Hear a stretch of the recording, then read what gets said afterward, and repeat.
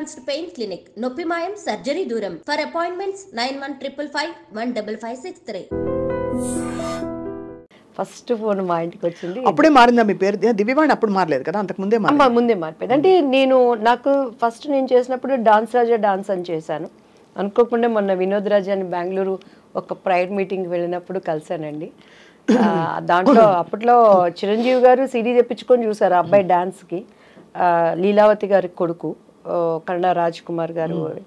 So ఆ టైంలో నాకు దివ్య అని పేరు పెట్టింది ద్వారకేష్ గారు.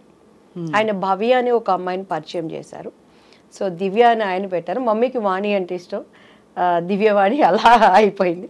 సో బాపు గారు ఇక దివ్యవాణి కానీ ఫస్ట్ మా ఇంటికి వచ్చిన కాలు దాసనారాయణరావు గారు. మీరు ఒక మాట అన్నారు, అంతకు ముందు మీరు చాలా విసిగిపోయారు, బాపు గారు అవకాశం కూడా అలాగే అవుతుందిలే అనుకున్నారు. చాలా అయ్యాయి ఆడిషన్స్, అంటే ఏమయ్యేది ఆడిషన్లో? మీరు సెట్ అయ్యేవారు కదా వాళ్ళ క్యారెక్టర్కి, లేకపోతే అంటే దానికి ముందు దాసనారాయణరావు గారిది అభిసారిక అని ఒక మూవీ వచ్చిందండి. అప్పుడు మేము పద్మాంటి దగ్గరికి వెళ్ళి, మమ్మీ తెనాలి మాకు తెలిసిన ఒక మమ్మీ వాళ్ళ క్లాస్మేట్ పద్మాంటికి మంచి క్లోజ్, మంచి వాళ్ళండి తెనాలి పిల్లలు, చాలా వాళ్ళు కష్టపడుతున్నారు ఇండస్ట్రీలో అని అంటే పద్మాంటి రిఫర్ చేసి దాసరి అంకుల్ దగ్గరికి వెళ్ళాం. సవేరా హోటల్లో అప్పుడు వీళ్ళకి పాముగురు వీటిల్లో జరుగుతూ ఉండే స్టోరీ డిస్కషన్స్ అవన్నీ. ఏమి చేస్తారు, మాట్లాడేవాళ్ళు, కింద నుంచి పెద్ద చూసారు, ఒడ్డు పొడుగు బాగుంది అమ్మాయి అనేవాళ్ళు, స్టోరీ మంచి క్యారెక్టర్ అండి అనేవాళ్ళు, కొంచెం మీరు బయట కూర్చోండి అమ్మాయితో మాట్లాడతాం అనేవాళ్ళు. మా అమ్మాయికి ఇటు చూసేదాన్ని నేను, ఇంకంతే. ఇంక మా అమ్మగారు బయటకు వెళ్తాను అని అంటే వెళ్ళనిచ్చేదాన్ని కాదు. సో ఆ లోపల వాళ్ళ భావన ఏంటనే అర్థమయ్యి అర్థం కాని వయసు నాది అప్పుడు. సో అలా ఇక మా అమ్మగారు నన్ను వదిలిపెట్టేవాళ్ళు కాదు. మొన్న కూడా చౌదరి గారు అని చెప్పని ఒక ఆయన ప్రొడ్యూసర్ కలిసారండి. అప్పుడు అర్జున్ సర్జాతో ఒక మూవీ చేయాల్సింది, శారదాంటి మెయిన్ క్యారెక్టర్. అందులో అంతా డేట్స్ వరకు వచ్చింది, అంతా ఓకే అన్నారు, క్యారెక్టర్ మిస్ అయిపోయింది. కాదు అంటే అంత ఓపెన్గా మిస్బిహేవ్ చేసేవారా? నా దగ్గర మిస్బిహేవ్ చేసి నా దగ్గర బతికి బట్ట కడతాడండి వాడు ఎవడైనా. అదే అందుకని ఎందుకంటే ఇప్పుడు జీలో అప్పుడు ఉండేది. అదే మీరు బోల్డ్ గా కనిపిస్తున్నారు చాలా, బట్ ఎలా మీకు అర్థమైపోయేది వాళ్ళ మనసులో ఏమిటని? అంటే మా మమ్మీతో మాట్లాడేవాళ్ళు. మమ్మీ అమ్మాయి చిన్నపిల్లండి, తను ఫ్రెండ్లీగా మంచి ఆర్టిస్ట్ అండి, మా అమ్మాయిలో టాలెంట్ ఉందండి అని అలా అనేవాళ్ళు. ఇంటికి వచ్చినాక డిస్కషన్ జరుగుతుంది కదా, నన్ను బాగా రెచ్చగొట్టేది మా అక్క అయితే, చూడు నువ్వు చేయాల్సిన క్యారెక్టర్ అమ్మాయి చేసింది చూసుకుంటే, నువ్వు చేసుకొని నాకేంది, నేను ఎప్పుడు ఏ క్యారెక్టర్ పోయిందని ఏడ్చింది లేదండి. ఈవెన్ దో మిస్టర్ బెళ్ళానికి కూడా బాపు గారు, రమణన్ల గారు, రాజేంద్ర ప్రసాద్ గారికి ఇప్పుడు ఒక మనసు ఉంది, మన ప్రతి ఒక్కరికి ఒక అంతరాత్మ అనేది ఉంటుంది. ఈవెన్ ఆమెనికి కూడాను వాళ్ళ గుండె మీద చేసుకుంటే మినిమం మ్యాక్సిమం ఎక్స్ట్రీమ్ ఈ క్యారెక్టర్ అమ్మాయి అయితే బాగుంటుందని చెప్పని ఎంత ప్రయత్నం చేశారు. నేను ఆయనకి సారీ కూడా చెప్పాను, రాజేంద్ర ప్రసాద్ నా భవిష్యత్తును గురించి జరిగిన విషయాలన్నీ ఆయనకి చెప్పాము, ఏం లేదు ప్రాబ్లం. ఆయన వేరే ఆలోచనలో ఉండేవాళ్ళు, మేము అది అంటే ఇప్పుడు అప్రమత్వం, ఈజ్ గుడ్ ఆర్టిస్ట్ కానీ ఆ క్యారెక్టరు నాకు ఆమెని ఒకరోజు ఫ్లైట్లో కలిసినప్పుడు నాతో చెప్పింది, దివ్యవాణి గారు 1000 సార్లు నాకు ఆ డెక్లో, అప్పుడు సీడీలు డెక్లు ఉండేవి, చూపించి ఇలానే కావాలని చెప్పేవాళ్ళు. బాబు ఎందుకు మిస్ అయిపోయారు మీరు? చేయలేదు, ఒప్పుకోలేదు. రాజేంద్ర ప్రసాద్ గారు అండ్ ఆయన ప్రొడ్యూసర్ ఆయన చేత పార్థసారథి గారు సంథింగ్ ఏదో పేరు ఉన్నాడు. సో అలా film industry is very tough place కదా దివ్యవాణి గారు. టఫ్ ప్లేస్ లేనిది ఏదో చెప్పండి స్వప్న గారు. అలా కాదు, రిలేటివ్లీ నేను మీరు అన్నది రైటే, అన్ని ప్లేసెస్ లో టఫ్ ప్లేసే. పనమ్మాయి మన ఇంటికి వచ్చి ఒక పనమ్మాయి పని చేస్తుంది. ఆ అమ్మాయి పొద్దున్న లేసిన దగ్గర నుంచి రోడ్డు మీద నడుచుకొని వచ్చే దగ్గర నుంచి ఇంట్లో పని చేసి తను ఓనర్ అనేవాడి దగ్గర నుంచి ఆడదానికి తిరిగి వెళ్ళటానికి టఫ్ కాదు, చాలా టఫ్, ఎక్కడ టఫ్ అక్కడ. కానీ ఇక్కడ ఎంత మొహమాటంగా అందంగా ఉంటుందంటే మీరు చెప్తున్న సన్నివేశాలు ఆలోచిస్తే, ఇప్పుడు అమ్మగారు ఎంత అర్థం చేసుకుని మిమ్మల్ని తప్పించుకుని కాపాడుకుని జాగ్రత్తగా నెట్టుకొచ్చారు. మీరు అదే చెప్తున్నాను, అలా చేయలేని పరిస్థితులు చాలా మందిని చూసాను. నాకు ఆర్టిస్టుల్ని చెప్పడం ఎందుకులే గానీ అన్నల దగ్గర అంటే కొంతమందికి అది తప్పు అనిపించకపోవచ్చు, అది వాళ్ళ చాయిస్. నేను తప్పని నేను ఎప్పుడు అంటలేదు. నవేడేస్ ఇప్పుడు కూడా నేను అంటున్నాను, నవేడేస్ అవనేది ఫ్యాషన్ అయిపోయింది, కామన్ అయిపోయింది, అది ఎంజాయ్మెంట్ అయిపోయింది. నేను తప్పని ఇప్పటికీ నేను చెప్పట్లేదు, 2 చేతులు కలిస్తేనే చెప్పట్లు, చేతులు కలవనప్పుడు ఈ చేయి కాబట్టి, కాకపోతే మనం అనుకున్న విధంగా హైప్ అవ్వలేవు చెప్పని. దేవుడు అనేవాడు ఒకటి ఉంటాడు, న్యాయం అనేది ఒకటి ఉంటుంది. మన అంతరంలో ఒక ఆలోచన పుట్టక ముందే ఈ నోస్ వాట్ ఈజ్ మనం ఆలోచిస్తున్నాం అనేది, దానిని నిలబెట్టేవాడు ఆయన. సో అది నన్ను ఇంతవరకు నిలబెట్టింది. ఎంతమంది ఉన్న తెలుగు చరిత్ర ఉన్నంత వరకు నా శత్రువు అయినా నా మిత్రువు అయినా ఆ పని అనేది ఉండాల్సిందే.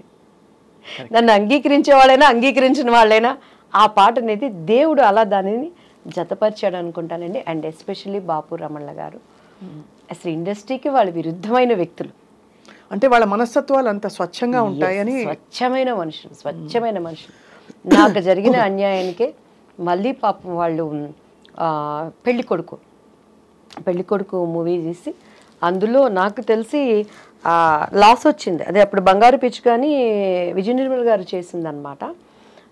సో నరేష్ గారు నేను చేశాము. అది అక్కడేమో చంద్రమోహన్ గారు విజయ నిర్మల్ గారు చేశారు. సో సేమ్ స్టోరీ ప్రజలకు అంతా ఎక్కక అది అనుకున్న విధంగా ఆడలేకపోయింది. బట్ నాకు మంచి పేరు వచ్చింది.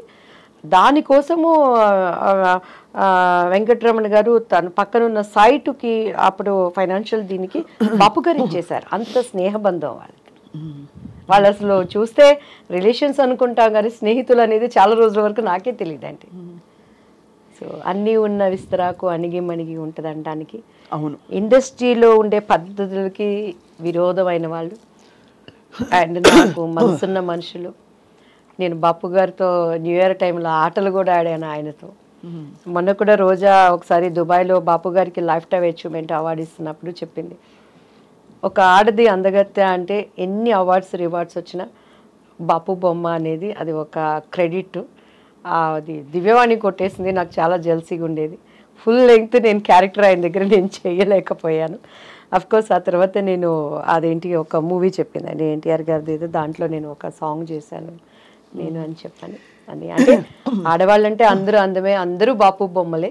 ఎస్పెషలీ బాపు బొమ్మ అంటే ఆయన జనరేషన్స్ ఎంతమంది చేసిన, అవును, వాణిశ్రీ గారు వాళ్ళు చేసిన, నా జనరేషన్స్ ఎంతమంది చేసిన, ఆమెని నేను ఎంతమంది, నా తర్వాత జనరేషన్ చార్మి వాళ్ళు మిగతా వాళ్ళు ఎంత చేసినా బాపు బొమ్మ అంటే దివ్యవాణి. అది నా ఇంటి పేరుగా మార్చబడింది కదా, అదే నాకు దేవుడిచ్చిన ఒక ధన్యత అండి. అదే మరి చారెడు బారెడు పిడికెడు గుర్తుందా? పిడికెడు నల్లని కూరలు బారెడు. ఆ జడ పట్టుకున్నప్పుడు మీరు చూడండి, ఆ షార్ట్లో చూస్తే నా కళ్ళన్నీ ఎర్రగా ఉంటాయి అనమాట. అప్పటికే ఒక యుద్ధం అయిపోయేది నా మీద, ఇన్ని నిందలు ఏడ్చి షార్ట్ రెడీ అనగానే వెళ్ళిపోయేది అనమాట. మళ్ళీ అట్లా మీ డైలాగ్ మేము వాడేసుకుంటుంటాం, చెంగల్పట్టి శాంతారాం అంటే మీరే కదా. అదోటి అమ్ముకుట్టి మనసిలాయో కిట్టమూర్తి తెలుసులే ఓయ్ ఓయ్. అందులో కూడా రమణ గారి ట్యాగ్ ఉంటుందండి ఆ సాంగ్స్. అండ్ అందులో స్వప్న గారు నా జీవితానికి నేను అనునించుకునే డైలాగుల్లో ముఖ్యమైనది. అండ్ రాజేంద్ర ప్రసాద్ గారు చెప్తారు ఒక డైలాగు. నేను అక్కడికి వెళ్ళి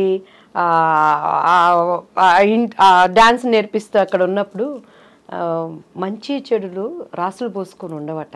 అవును, అవకాశము ఉంటే మంచివాడు కూడా చెడ్డవాడుగా మారుతాడు, అవకాశం లేకపోతే చెడ్డవాడు కూడా మంచివాడిగా ఉంటాడు. కస్టమ్స్ అండ్ సుఖమ్స్, ద కాంబినేషన్ ఈజ్ లైఫ్. అంతే, పర్ఫెక్ట్ కదా అది.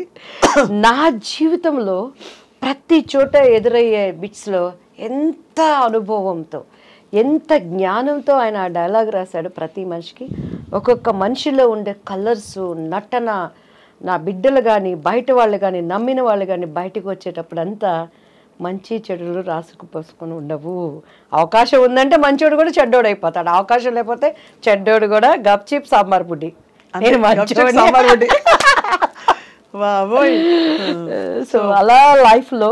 అండ్ నా లైఫ్ ఏంటంటేనండి, మా మమ్మీ దగ్గర ఏం తెలీదు, మా ఆయన దగ్గర అంతకన్నా తెలీదు. ఇప్పుడు ఈ 5 ఏళ్ళు దేవుడు నిమిత్తమై నేను బయటకు వస్తున్నప్పుడు పాలిటిక్స్లోకి వచ్చినాక, ఓ ఇది ఇలా ఉంటారా, ఓ ఇది ఇలా ఉంటారా, వాళ్ళు ఇలా ఉంటే నేను ఇలానే ఉంటాను, అది నష్టమైనా నిజాన్ని బ్రతికించుకుంటాను, అదే నా హీరో, అదే నన్ను కాపాడుతుంది అనే విధంగా వెళ్ళి ఈరోజు యథార్థవాది లోక విరోధి అనే దానికి సాదృశ్యంగా